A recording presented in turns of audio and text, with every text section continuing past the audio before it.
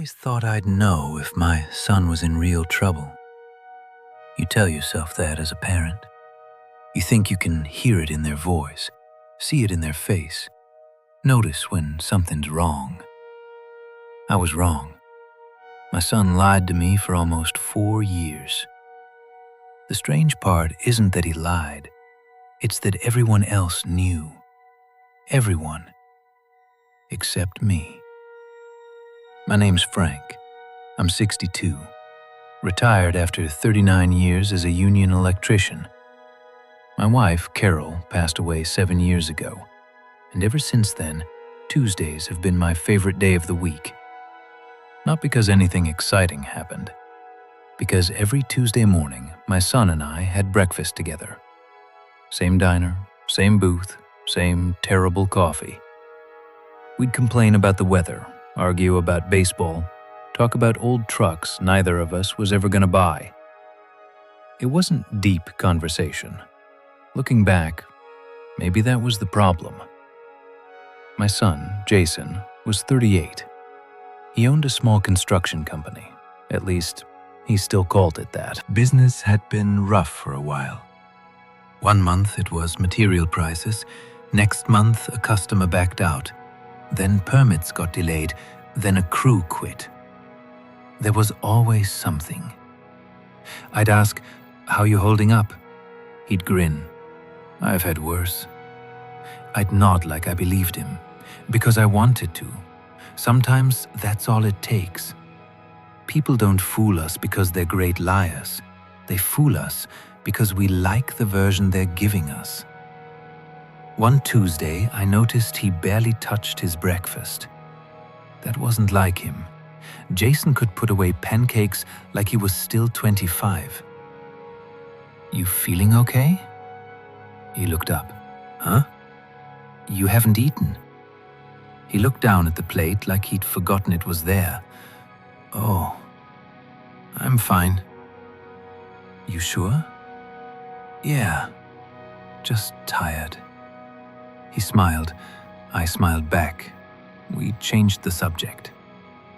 That should have been the moment I asked another question. Instead, I let him off the hook.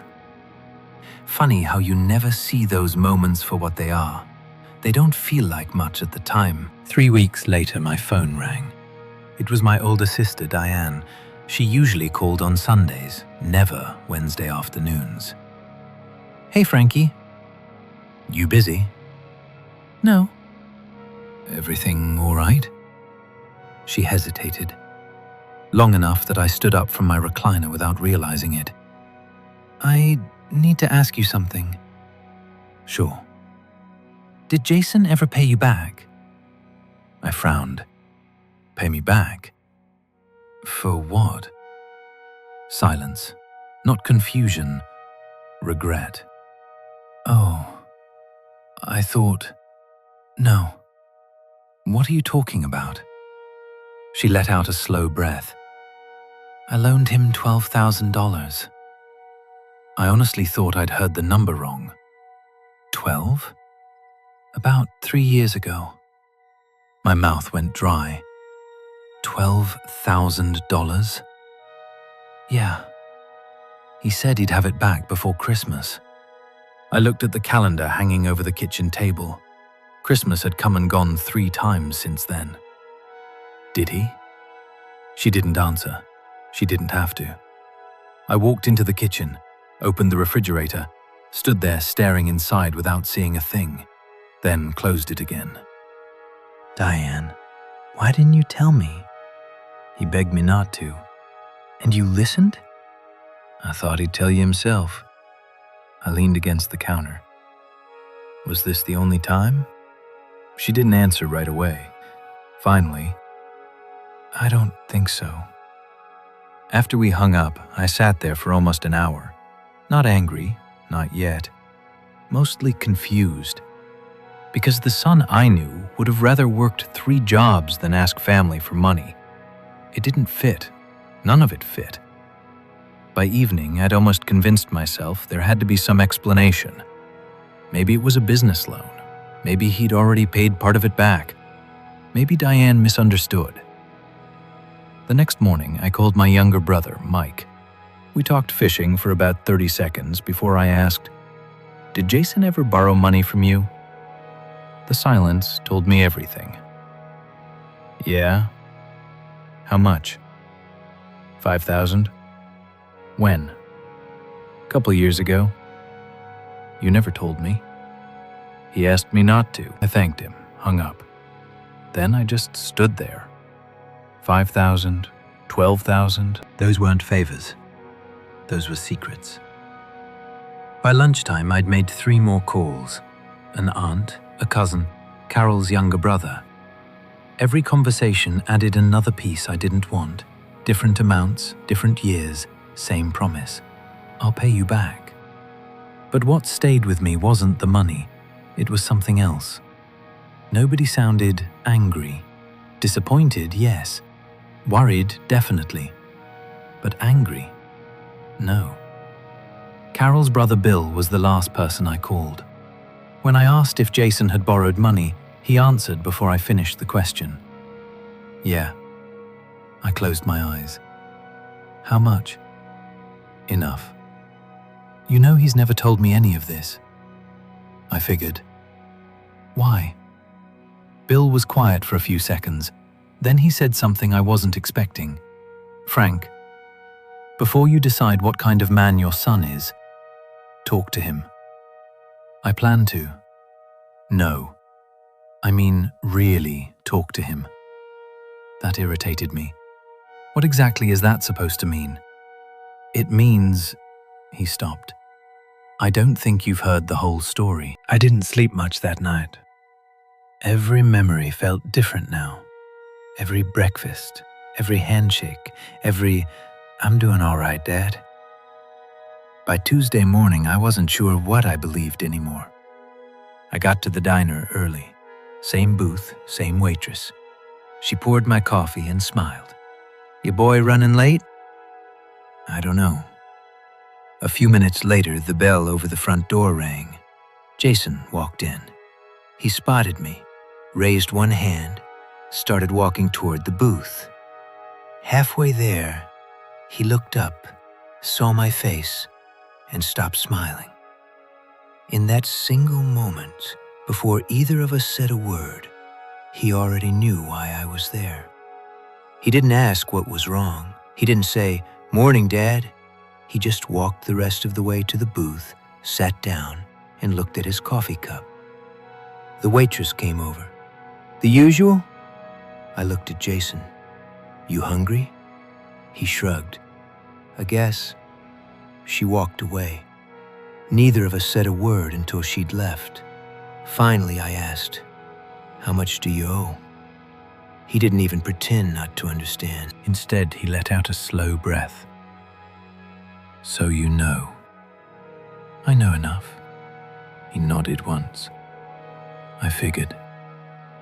I waited. He kept staring at the table. After almost a full minute, I said, "Jason, look at me." He did. His eyes were bloodshot, like he hadn't slept either. Was it gambling? No.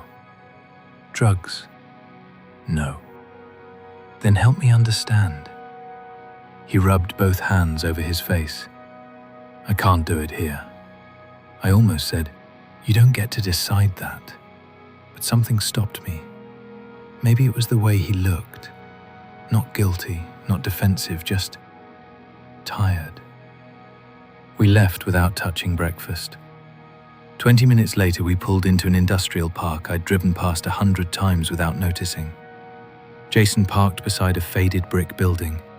The sign still read, "Miller Residential Construction." A few letters had already fallen off. He unlocked the side door. The echo hit me before anything else. A place sounds real different when it's been emptied out. There were a couple of workbenches, some ladders, a compressor, a shelf with half a dozen paint cans. That was about it. I looked around. Where'd everything go? Sold. The trucks? Sold. The equipment? He nodded. Most of it. I remembered being here years earlier, guys drinking coffee before heading out, radios playing, someone arguing about football. Carol walking around smiling because Jason finally had a place of his own. Now, it was just quiet. Jason pulled 2 folding chairs away from the wall. We sat. For a while, neither of us spoke. Finally, he said, "The first year wasn't bad." "I know." "Then COVID hit." "I know." After that, we never really caught back up. He picked up a loose screw from the floor and rolled it between his fingers. We'd finish one job, and 2 more would disappear. Material prices went through the roof. Customers started cancelling. I figured it'd level out. It never did. I listened, didn't interrupt. I borrowed from Aunt Diane first, just enough to make payroll. I honestly thought it'd be for a month. He laughed quietly. Funny how often I told myself that. 1 month, 1 contract, 1 more chance. I paid my guys. I paid suppliers. I kept thinking, if I can just get through this part, everything goes back to normal. He looked around the warehouse. It never did. I asked, "So why didn't you tell me?" He answered so quickly, it was obvious he'd thought about it 100 times. "Because you'd know I failed." I frowned. Businesses fail every day. Not in our family. What does that mean? He looked at me. You remember when I wanted to quit baseball? I did. You said, "Nobody's coming to rescue you." He smiled a little. You probably don't even remember. I do. You also said, "A man fixes his own problems." That one, I didn't remember, but it sounded like something I'd have said. Back then, I thought I was teaching responsibility. Jason looked at the concrete floor. I believed you. I figured if I asked for help, that meant I wasn't the man you raised. I didn't have an answer for that. I wanted to argue, to tell him he'd misunderstood. But the truth is, I couldn't remember ever telling him the opposite. I couldn't remember ever saying, it's okay to need somebody. Instead, I'd always admired the men who handled everything alone, worked overtime, never complained, never borrowed, never cried. Maybe Jason had been watching a lot closer than I realized. He stood up. Come here. He walked toward a metal filing cabinet in the corner, unlocked the bottom drawer, pulled out a stack of folders. He handed me the first one. Across the tab, someone had written, Diane. Inside were copies of checks, loan agreements, a notebook filled with dates and numbers, every payment he'd planned to make, every deadline he'd missed. The next folder said, Mike. Then, Bill. Then another, and another. Each one carefully organized, nothing hidden, nothing thrown together. I looked up. You kept all of this? I kept thinking I'd need it when I paid everybody back. You showed them these? Every one of them. I stared at the folders. So they knew. They knew where the money went. They knew I wasn't buying boats or gambling it away. He looked straight at me. The only person I lied to was you. I swallowed. Why me? For the first time all morning, his voice cracked. Because you were the one person I couldn't stand disappointing. I looked away, out through the dusty warehouse window. For nearly 4 years, I'd been sitting across from my own son every Tuesday morning, talking about football, laughing about old trucks, complaining about bad coffee. And every single week, he'd been carrying a secret that got heavier every time he looked at me. Then I remembered something Bill had said. Don't decide what kind of man your son is until you've heard the whole story. Sitting there with those folders in my lap, I realized I still hadn't. I drove home with those folders sitting on the passenger seat. I never opened them again. I didn't need to. I'd already seen enough. Not enough to excuse what Jason had done, but enough to understand it. There's a difference. That night I walked into my garage. Whenever something bothered me, I'd always found something to fix. A loose hinge, a lawnmower, an old fishing reel. It kept my hands busy long enough for my head to catch up. There was an old wooden toolbox up on the top shelf. Jason and I had built it together when he was 10. The joints weren't square. The handle leaned a little to one side. Back then, I'd wanted to build another one, a better one. Carol laughed and said, "Leave it alone. One day you'll be glad you kept the first one." She was right. I ran my hand across the rough wood and remembered something I'd forgotten for years. Jason couldn't have been more than 13. He dented the passenger door on my pickup, trying to back it out of the driveway. He came inside, white as a sheet. I messed up. I remember looking out the window, looking back at him and saying, "Well, figure out how you're going to fix it." At the time, I thought I was teaching responsibility. Standing there in the garage, I wondered if what he'd actually learned was something else, that mistakes were yours alone. The following Tuesday, I called him before breakfast. "You still coming?" "If you want me to." I asked, didn't I? He chuckled.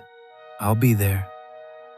When he sat down across from me, neither of us reached for the menu. Finally, I said, "I've been thinking about something." "What's that?" "I spent a lot of years telling you to stand on your own." He smiled a little. "You did. I don't remember ever telling you it was okay to ask for help." He looked at me for a long moment. "No, you didn't." It wasn't an accusation, just the truth. I nodded. I should have. For a second, I thought he might say something.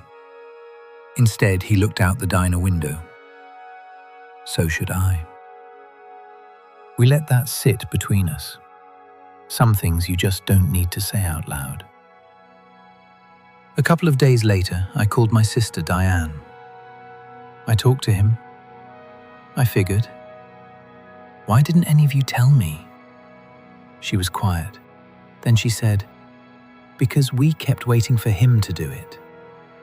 And after a while, it didn't feel like our secret to tell.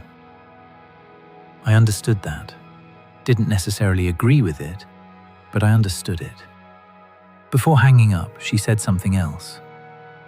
You know, he never once asked anybody to forgive the debt.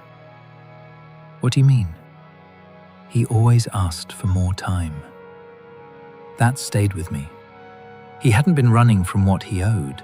He'd been running from what it meant. Over the next few months, the business officially closed.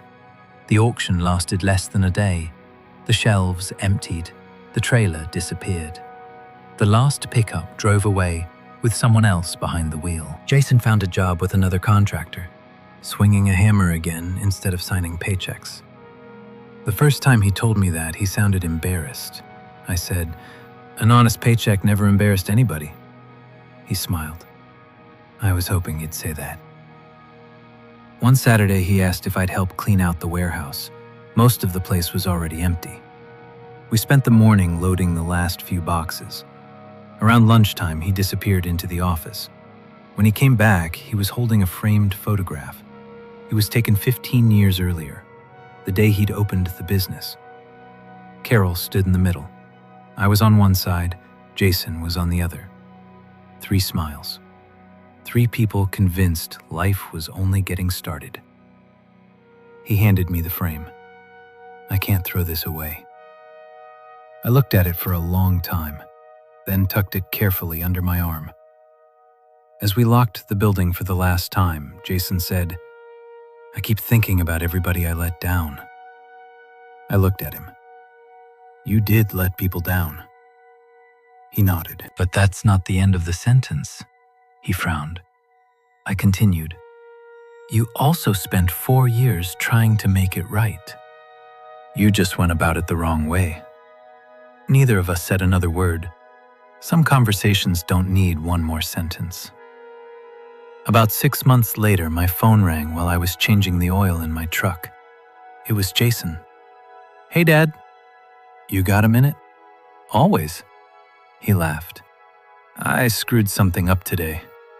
I smiled before he even explained. What happened? I cut 2 boards short.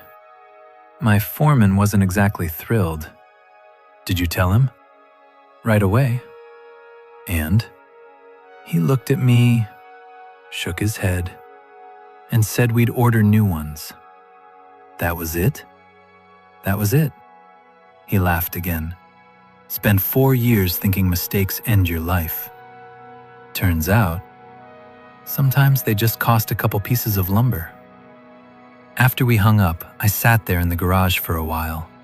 The toolbox was still on the shelf, crooked, scarred, held together by wood glue and old nails. It wasn't perfect, never had been. But every time something broke, we fixed it. Not because it was easy, because it was worth keeping. People still ask me if I ever paid off Jason's debts. No, I didn't. Those debts belonged to him. He paid them back the only way he could, one paycheck at a time. Some of the money took years. Some relatives told him not to worry about the rest. That was between them. But every Tuesday morning, we're still at the same diner, same booth, same bad coffee. The difference is, now when I ask, how's work? Sometimes he says, good. Sometimes he says, rough week. Sometimes he says, I don't know what I'm doing. And every single time, I tell him the same thing. Good. Now we're finally talking. I used to think the biggest mistake my son ever made was borrowing money he couldn't pay back. Looking back, I think it was believing he had to carry it all by himself. And if I'm being honest, I don't think he came up with that idea on his own.